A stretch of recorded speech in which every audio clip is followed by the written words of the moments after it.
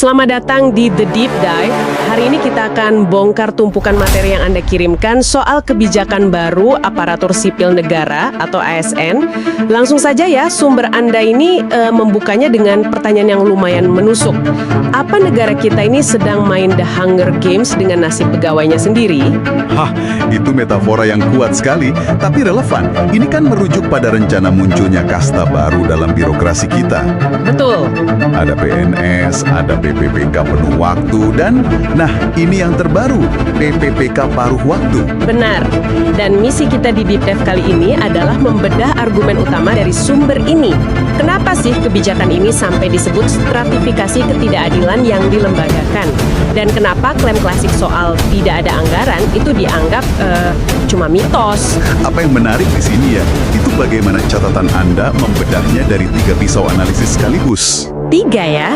Iya, ada konstitusi, ada ekonomi, dan ada psikologi pemerintahan.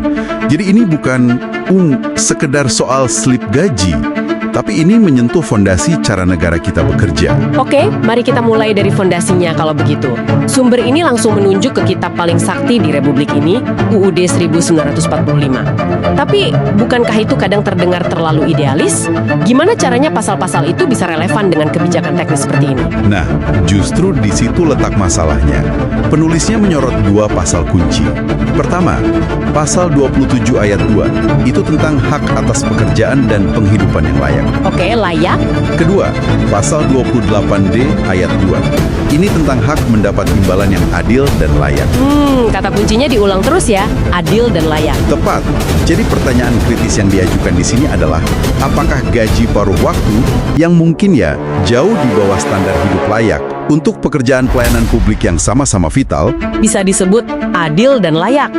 persis, contohnya guru atau perawat paruh waktu. Apa nyawa pasien atau masa depan murid itu jadi ikut paruh waktu juga? Disinilah kebijakan itu dianggap menabrak konstitusi. Jadi ini bukan sekedar kebijakan yang katakanlah kurang baik, tapi berpotensi cacat secara hukum fundamental. Sumber ini bahkan punya istilah khusus untuk itu kan? Betul, disebutnya maladministrasi kebijakan. Maladministrasi kebijakan. Intinya, ini adalah ketika sebuah kebijakan, mungkin atas nama efisiensi atau alasan teknis lain, justru mengorbankan prinsip keadilan yang jadi amanat konstitusi. Efisiensi yang semu, begitu istilahnya. Oke, argumen hukumnya kuat. Tapi ini kan pasti selalu mentok di satu tembok raksasa, anggaran.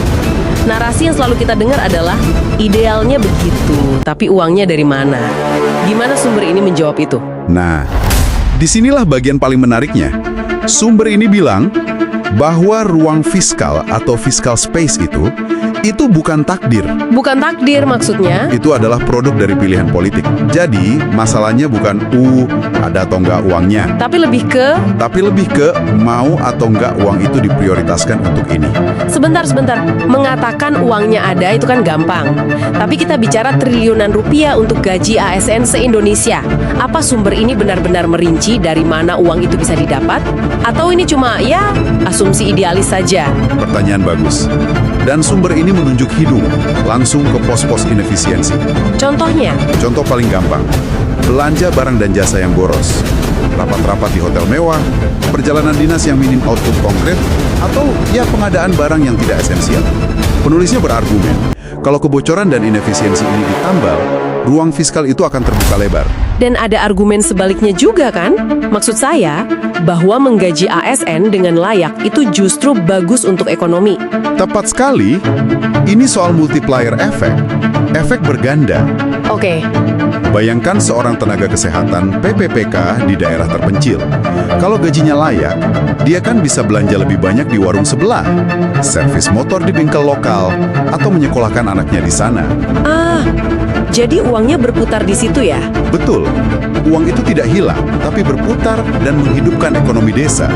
Ini adalah investasi pada daya beli masyarakat, bukan sekedar biaya rutin. Jadi masalahnya bukan hanya di dompet negara atau buku undang-undang, tapi juga di suasana ruang kantornya sendiri ya. Bagaimana dampak sosialnya di birokrasi? Ini poin yang sangat krusial. Menciptakan 3 kasta di satu atap yang sama, itu resep bencana psikologis. Pasti. Jadi nanti bakal ada geng PNS yang mapan, geng PPPK penuh waktu yang sedikit cemas, dan yang paling rentan, geng paruh waktu. Kebayang nggak sih gimana canggungnya suasana di pantry kantor? Rasa superioritas dan inferioritas itu pasti muncul. Dan ini pasti berpengaruh ke kinerja. Di catatan Anda ada istilah collaborative governance. Maksudnya apa itu? Semacam semangat gotong royong di kantor? Persis, semangat kolaborasi. Bayangkan Anda butuh bantuan dari kolega di meja sebelah untuk sebuah proyek layanan publik.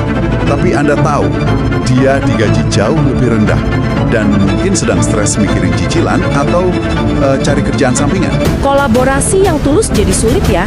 Sulit sekali. Yang ada mungkin apatisme atau kerja seadanya. Ujung-ujungnya yang jadi korban ya kita semua sebagai masyarakat. Kualitas layanannya menurun. Jadi setelah membongkar semua masalah ini, apa solusi yang ditawarkan sumber Anda? Solusinya sebenarnya radikal, tapi sangat sederhana. Apa itu? Hapus semua kasta itu. Sebut saja semuanya ASN. Titik. Lalu terapkan sistem penggajian tunggal atau single salary.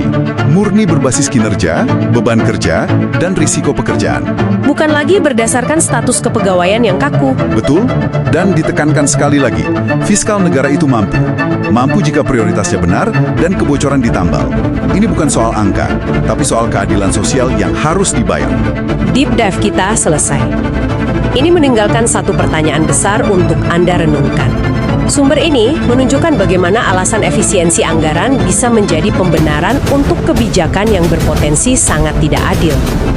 Jika ini bisa terjadi pada ASN, di sektor publik mana lagi? Mungkin kesehatan, pendidikan, atau subsidi. Logika efisiensi serupa sedang diterapkan, dan siapa sebenarnya yang membayar harganya?